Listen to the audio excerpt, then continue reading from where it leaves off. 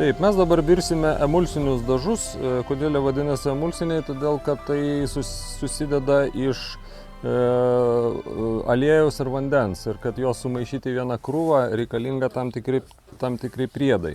Tai dabar, kol verda vanduo, tai aš papasakosiu apie ruginius miltus. Ruginiai miltai reikalingi kaip tam tikras ryšiklis, kuris padaro kleisterį ir tada įmanoma sujungti būtent aliejų su vandeniu, nes kitaip nelabai gaunasi. Jisai būna toks, kaip vienalytė masė nesigauna. Ruginiai miltai naudojami labai smulkaus malimo, netinka tie, kur pilno grūdo, sveikuoliški, kurių pilnos parduotuvės, bet galima nusipirkti dideliais kiekiais, jeigu namą reikėtų dažyti, tarkim 10 litrų, Malsena parduoda ten kepyklom. 400 greidų malimas, jis gan smulkus yra ir tada galima tiesiog, daug jų nereikia, bet galima nusipirkti tiesiog kažkokį maišiuką. O šiaip jeigu pabandymui savo nedideliais kiekiais, tai du medų, ekologiniai miltai, jie yra artimiausi tas, kas čia yra, dėl to, kad jie neturi tų juodų taškelių, kur yra pilno grūdo miltuose. Tiesiog jie yra, smulkaus malimo kokybiški miltai. Jie tiesiog nerašo kokio čia, bet aš manau, kad čia tas pats yra, bet vienintelį, kur aš radau, kad galima būtų paprastai gauti. Dabar mes sudėsime, čia yra litras vandens, tai yra 2 indeliai. Tiesiog aš paėmiau litrą, kad patogiau būtų skaičiuoti mums ten, tiesiog kad paskui padauginti tiesiog kiek reikia, tiek ir reikia. Geriausia, jeigu namą tokį šitą nudažyti, tai patartina iš karto virtis 50 litrų. Tie dažai negenda, aš pusmetį, ta prasme, jam nieko neatsitinka. Tai tik tai reikia laikyti plastikiniuose induose, nes reaguoja su metalais, tai geriau tiesiog uždaryti ir paskui, kai po to vėl juos reikia naudoti, juos reikia pašildyti iki 60 laipsnių temperatūros, tai reiškia vėl į vandens vonelę įdėti, pasišildyti ir tada su šiltais dažyti. Su jais dažoma šiltai. 60 laipsnių, kad pakestų ranka maždaug tokia temperatūra neturi būti vėsus ir jie tada labai gerai įsigeria. Nes jie būna atšalę, jie primena tokia žalia tokia truputį, kad jas reikia išmaišyti gerai ir tada jie paskui tampa normalūs. Tai dabar geležies sulfatas yra naudojamas su tamsesniais pigmentais, tai jis yra tiesiog bet kokioj traša, tai yra bet kokioj trašų parduotuvėje galima nusipirkti, nebrangiai kainuoja. Tai dabar geležies sulfatas atlieka funkciją kaip ir tokia antiseptiko šiek tiek, kad nėra ten prieš pelėsį, prieš kokios kerpės ir taip pat jis kietiklis yra, kuris duoda tą patį daro ir druska. Druska aš ten tiesiog vienur radau, kad naudoja, kitur nenaudoja, bet aš tiesiog iš praktikos vaikystės žinau, kad į kalkės įdėjus druskos tiesiog jos mažiau tepa. Tai manau, kad irgi atlieka labai panašų daiktą. Aš klausiau norvegų, kas tai yra maždaug, ar tai druska yra kažkas tai tokio, sakė, čia tiesiog kaip po ranka pasitaikė, maždaug čia kaip duona, kaip konservantas, įpili druskos ilgiau laikosi. Gal ir taip, bet man atrodo, kad jis atlieka maždaug panašiai ir kaip ir šitą. Tai galima dabar supilti geležies sulfatą, jisai savo ramiai gali čia. Čia viskas parašyta, Čia viskas galima pasimti, nusifilmuoti, čia viskas, kas yra litrui, surašyta labai konkretus. Turi viskas ištirpti. Čia taip ir tie dažai vadinasi kaip dažų sriuba, nes tai yra savotiškai kaip maisto produktas, čia nereikia taip labai tiksliai žiūrėti tų ingredientų, tiesiog čia kaip verdant bet kokį padažą, kas su virtuvė turi reikalų, tai čia tiesiog reikia dėti tiek, kiek reikia, kad būtų gerai. Tai, ne per daug aišku, bet jis turi tokį spalvą. Kur čia dabar mano druska? Šitą man reikia irgi supilt.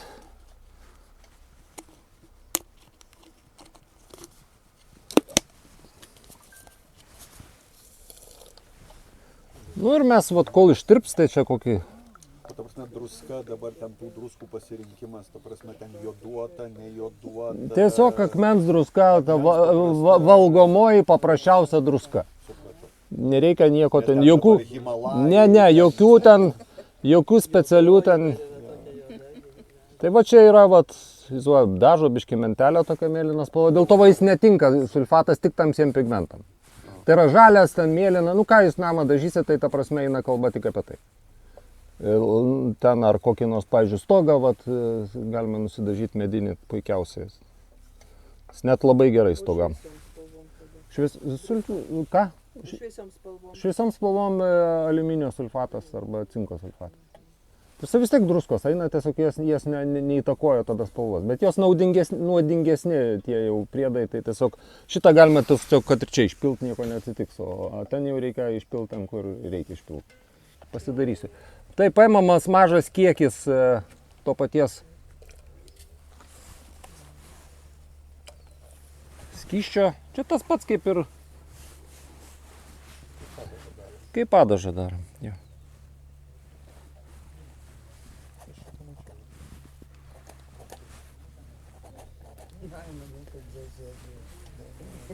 Čia aišku labai... Kažkas gali padėti man Nes čia vienam reikia. Gal toks va? Ką? Toks geriau jo būtų. Daug geriau. Nes tiesiog jisai... Nu jis platesnis tiesiog. Tai šitas labai gerai. Nu va, ir dabar labai po truputį. Aš turiu išmaišyti, kad nebūtų gumuliukų.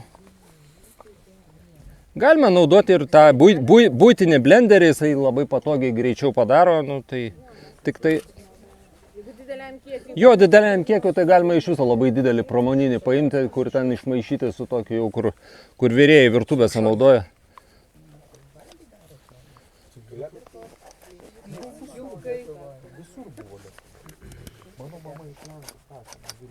Šten gal. Jo, šitą tiesiog aš po biškį pilsiu. Ir šitas va, visas mišinys yra taip pat išmaišomas. Jis 15 minučių verdamas bus. Petražolių trūksta. Tai įdėsim viską. Čia gal dabar, ta prasme, laiko, kadangi bendras virimas turėtų užimti, iki 5 minučių valandos, nes, gaunasi paskutinis etapas yra kokį gerą pusvalandį reikia virti, kad jau viskas gerai suvirtų, nes jis tiesiog įgauna geresnę konsistenciją, bet kadangi mes čia eksperimentuojam, tai tiesiog pagreitintai viskas. Bet iš esmės tai vis tiek paskui gaunasi rezultatas labai geras. Jie labai maloniai tepasi, kaip ne kokie ten akriliniai dažai, kur jie tiesiog labai smagiai slysta, panašiai kaip aliejiniai. Tai tas yra labai malonu. Tikrai labai maloniai dažosi. Tai dabar sudėjus tuos miltus, kiek laiko reikėtų virti? 15 minučių maždaug. Tai va, įvyksta dabar, pasidaro toks truputį, toks kleisteriukas. Ir dabar galima po truputį, pilti geležies oksidą. Tai jo gan yra daug, tai yra 250.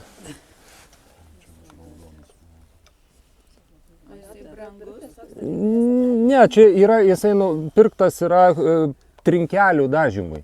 Tai 2 kg gal kokie 5 eurai, 6 kainuoja. Čia Kaune pardavinėja. Jis toks gražus pasidaro, toks pomidorų, toks padažas, toks biški šokoladas, toks viskas taip va. Bet jis tirštėja. Tai gerai, tegu tirštėja. Vandens galima bus paskui pilti, jeigu pasirodys, kad ne, bet šiaip geriau yra turėti tokio paties to jau sulfatinio skysčio papildomai dėl visako, jeigu pareguliuoti tą, paskui tirštumą. Jo, tai tiesiog turėti didesnį kiekį dar antrą puodą, tiesiog kažkiek tai to skysčio to pačiu santykiu, kad tiesiog druskos ir sulfato, kad truputį, daryti, kad nebūtų nei per tirštą, nei per skystą. Tai šiuo atveju daugiau nepilsiu, kadangi užtenka to tirštumo, nes čia yra... Ką? Ir miltai, bet ir pats pigmentas jisai duoda savo tą tokį vadinamą. Yra dar būdas, po to anksčiau skandinavai nenaudojo aliejaus iš viso šitiem dažam, jie naudojo tiesiog taip kaip buvo, taip jau ir dažydavo. Šituo. Šituo, aliejaus nepildo. Aliejaus atsirado daug vėliau, bet jis yra būtent tiem dalykam, kada reikia stogui, tarkim, balanų ar dar kažkam, kur jau reikia papildomo stiprumo. Bet aliejaus negalima pilti daugiau negu 7-8 procentai tūrio masės. Nes jisai pradeda čia tas pats kaip ir aliejiniuose dažuose. Kuo daugiau pigmento, to dažas tvirtesnis. Čia tas pats, visas šitas išgaruoja, lieka pigmentas ir truputį aliejaus. Nes, ta prasme, sausoji masė lieka tas, kas laiko visą tą reikalą. Vanduo išgaruoja. Jo, o ryšiklis, šitas stipriklis, jisai greičiau oksiduojasi ir genda.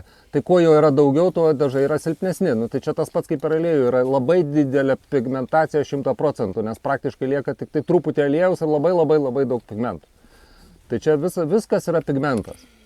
Va, o čia yra tik papildomai duodama ir dar yra toks būdas, kad jeigu blogai aliejus susimaišo, galima tiesiog muilo truputį įpilti ir tada geriau susimaišo. Tai aš tiesiog naudodavau tiesiog paprasčiausią porą lašų galima įpilti tiesiog indų ploviklio įvarvinti. Nu, feirį, tarkim. Labai nedaug. Į va visą šitą masę. Nu, jeigu, bet galima to ir nedaryti, susimaišo puikiausiai ir šitaip, bet, nu, ta prasme, kiti taip daro ir labai akivaizdžiai pasimato, kad viskas taip išsiskaido burbuliukas, nes čia reikia sujungti mums nesujungiamus dalykus. Tai yra vandenį su aliejai. Tai čia būtent, nes kiti literatūroje vadina visai keistai ir dispersiniais dažais ir dar kažkokiais ten verčia labai keistai, bet iš tikrųjų tai yra, nu, pagal tapybos technologiją tai yra emulsija. Tiesiog, nu, kažkaip visi, matyt, čia suvertimo visokios.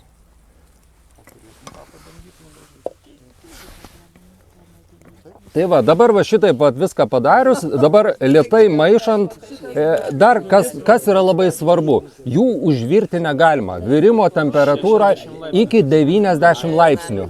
Ne, tai čia yra tas toks kaip padažo. Tik va tas reikia palaikyti tą vadinamą burbuliavimo efektą. Kad kaip va būna sultinys verdamas, kada norint gerą sultinį gauti, verdamas ten 4-8 valandas ir turi būti tik tai biški tas paviršius judėti. Bet neturi, va tas burbuliukai pakyla kaip kraterėje, bet negali užvirti, nes iškart susigadina. Tai va tą reikia turėti omeny. 90 laipsnių. Aš buvau šitą termometrą nuotolinį buvau pasiėmęs ten kitam bandymę, mes tiesiog, aš sakiau, pagal burbuliukus, sakau, bus 90, pamatavo, buvo 90. Sakau, taigi aš sakau, vyrėjas buvęs, aš žinau, kas yra 90 laipsnių.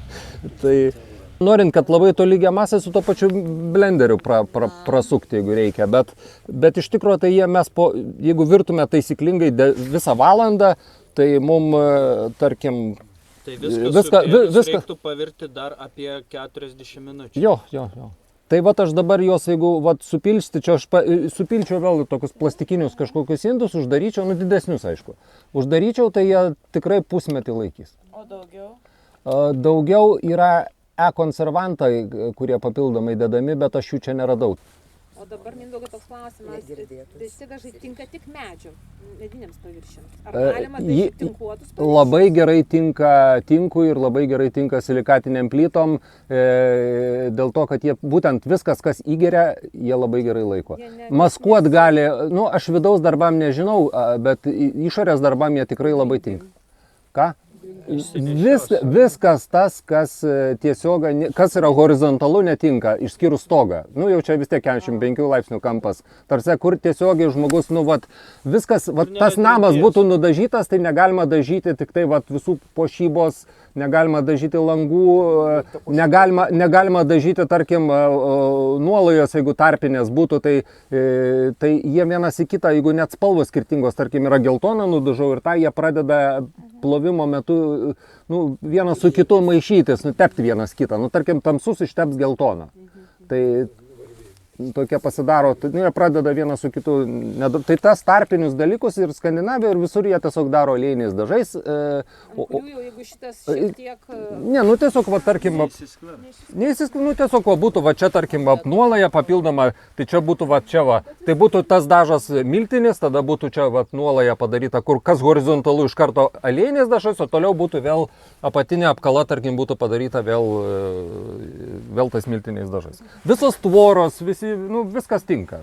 Nu tai va, tai viskas, mes galim tiesiog, va, dabar teptukai, tai naudojami šitam atveju, tai labai, va, apie teptukus galėsiu dar papildomai papasakot, va, čia yra, nu, teptukai elementariausi teptukai, va, čia buvo jau su jais dažyta, va, tais dažais. Natūralaus šerio, fasadui tinka, tiesiog, kad labai nesiplaukuotų, čia nėra brangus. Platesni galėtų būti, aišku, bet čia tiesiog aš pabandymam, kad išmetimui tai ir plauti lengviau yra. Tai įsiplauna paprastai su vandeniu. Jo, bet šiaip teptukus fasadų su šitais dažais galima ir plokščiais tapyti, nu, tepti. Bet aliejinius dažus, nu, visada apvalus, beveik visada. Tik nuo plačių iki čia, va, yra irgi Albekas gamina, čia jau nieko neįmanoma rasti geresnio už šitą. Jie labai brangus yra, čia jis labai susidėvėjęs, nu čia mano pirmas teptukas, jam metų gal 4 jau. Tai jį išsiplaunamas muilu, plauni, o šiaip tai nereikia jau plauti, jeigu nekeis spalvos.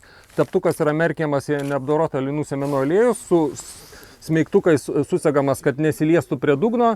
Metais pas mane stovi, vėl nusivarvinu ir vėl Tai naudoju. tik pakeičia tą aliejų, kaip jisai ten. Jo, jisai tiesiog nusisluoksniuoja, gale tas dažas būna, aš nubraukiu vėl pamerkiu ir jisai taip kabo visą laiką, nieko neatsitiktų. Jo, ir nereikia jokių niekada nei plauti, jokia chemija, nieko nereikia daryti. Bet jeigu keičiant spalvą, tada reikia tiesiog su muilu išplauti, tuo pačiu arba Marselio, arba tuo pačiu Albeko, ten tuo skystų kažkokiu muilu išplauti ir gerai. Ūkinis muilas netinka, prasti tauka, aš jau vakar sakiau, labai prasti riebalai neplauna, jis gleizoja. Tos tikrai netinka plovimui. Čia šitas teptukas yra sintetinis, jis yra mikrosintetika, bet jis kažkaip kitaip padarytas ir jų yra labai plonų, yra dar storesnis ir yra plonesnis, bet aišku fasadus su jais nereikėtų dažyti, nes per brangu. Čia tiem atsakingiem darbam. Langai, duris, kažkokia puošyba, kur labai reikia gražaus potepio, nes potepis turi būti visą laiką palei rėves, tvarkingai. Jeigu taip langinė padaryta, tai yra tepama tada, tarkim, dažymas. Tepama pirma va šitos dalis, paskui tada va šitos, kad užsibaigtų gražiai, pasibaigtų, visada šitas, tada užsibaigia, jokių nutekėjimų, viską reikia labai atsakingai žiūrėti, šitas vietas daryti irgi, kad tvarkingai prasibrauki, kad, tarkim, jeigu langus darant yra, čia jisai sudėvėtas, bet jeigu yra siauras plonas teptukas, tas va būtent apvalus galas daro tą vadinamą tepimo, kad yra, jeigu reikia privesti, tarkim, prie kažkokio kampo, tai gaunasi, kad kai plokščią teptuką paimi, galima apdažant, tarkim, kitą, tai galima iki pat kraštelio tą liniją nuvesti, jeigu drąsi ranka yra absoliučiai, tobulai, nereikia nei skusti, nei kažką daryti, jis, ta prasme, jo tas privedimas apvalių teptukų yra tiesiog, jis tiesiog šmekšti ir linija, kaip suliniuoti. Tai būtent to, kad jis turi tą kūgiuką tokį turi, jisai duoda tą, bet yra labai mažų numerių, yra ten 16, nežinau, ten 12 numeris ar dar kažkoks. O čia koks numeris? Čia 25. Yra dar storesnis, 30 yra. Ir man atrodo 12, 16, 18 ir tai tie plonesni labai, ta prasme, jie tikrai labai gerai veikia ir su visais dažais. Nesvarbu, kas būtų aliejui, tai nepamaina. Tai taip, galima įdažyti.